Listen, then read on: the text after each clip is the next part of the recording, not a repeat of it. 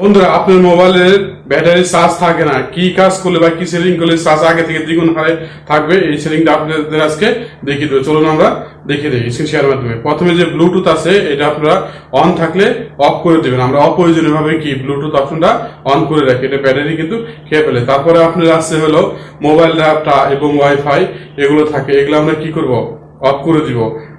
এগুলো অপ্রয়োজনীয় সময় আমরা কি অন করে রাখি। তারপরে হোয়াটসঅ্যাপ আছে, হটস্পট এটা আমরা অফ করে দিই যদি প্রয়োজন না হয়। তারপরে সবচেয়ে বেশি ব্যাটারি খেয়ে যেটা সেটা হলো লোকেশন, লোকেশনটা আমরা কি অফ করে দিই যদি প্রয়োজন না হয়। তারপরে আপনার এগুলো আপনি কি করবেন, অফ করে দিবেন।